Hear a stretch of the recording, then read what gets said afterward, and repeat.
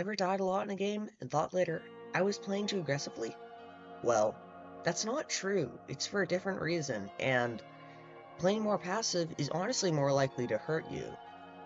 So I'm going to explain the reason why you were dying, and I'm also going to explain why dying isn't actually always as bad as people act like it is, and sometimes is beneficial in a game.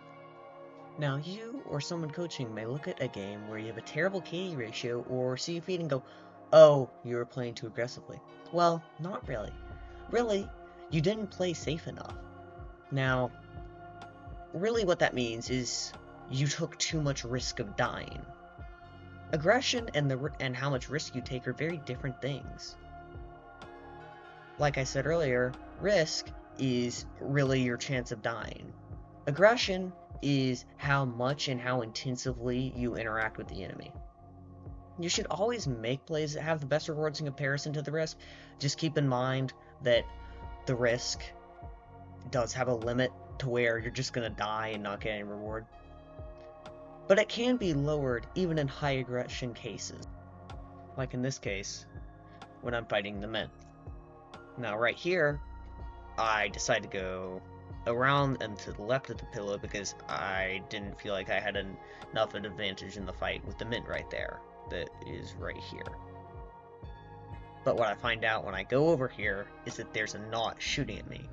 So now I have a person, instead of having one person shoot at me, that I'm looking at, I have someone else looking at me that I can't, that I'm not looking at, and someone else who could totally flank around and kill me. So now I have essentially two people shooting at me, or it could be shooting at me. So now I'm effectively in a 2v1 instead of if I had stayed on the right side of pillow and just had a 1v1 with the men and finished that out. Since now I have to react to not, which I don't do, and die. So how do you lower your risk? So you can lower your risk by abusing cover or outranging the enemy, so you're effectively only fighting one person at a time, which makes your 1v2s and your 1v3s really into delayed 1v1s, which is the best way to lower your risk. And sometimes, if you pick good openings, such as when splatlings or chargers are charging, or no one's looking at you, or they can't shoot at you for some reason, it's really a 1v0.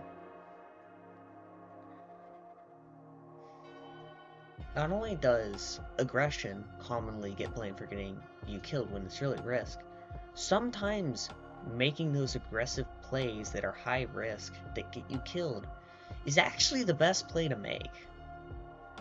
Plays meant to slow down the enemy can really help your team regroup, prevent the enemy from taking advantage of something going wrong for your team, like going 2 or 3 down, or allow your team to get player number advantage in a different fight happening at the same time.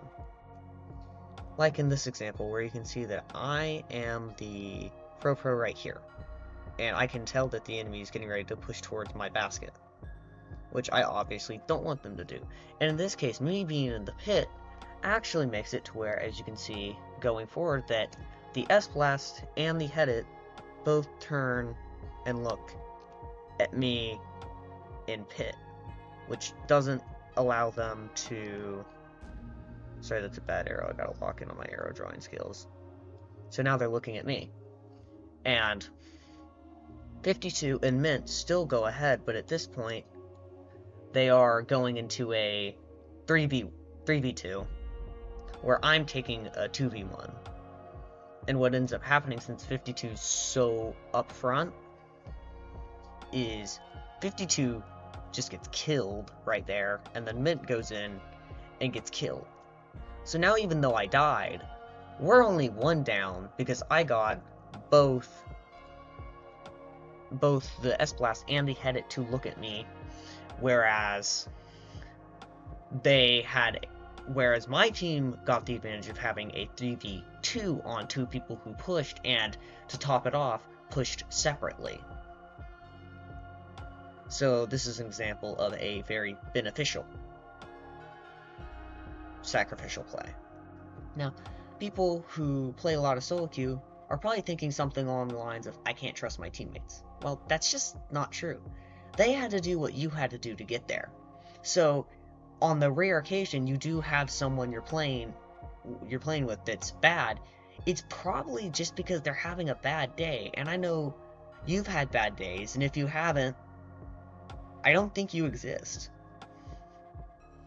So, while this does apply to S to X rank mainly, because lower ranks, yeah, worse people, but also at the same time, you're gonna be bad too, so why are you throwing shade? Like, really? And generally, with most functions, like in the case where I was just feeding them kills, essentially. They didn't need to do any fancy mechanics, they didn't need to follow me up or anything, they just had to kill the people that ran at them, who were very disadvantaged. To sum it up, play so you can be shot at by as few enemies as possible. When you have a chance to make a play that might affect the game by getting enemies out of the way, or something like that, but you have a very high chance of dying, like those you're the last one up situations, don't be afraid to make that play.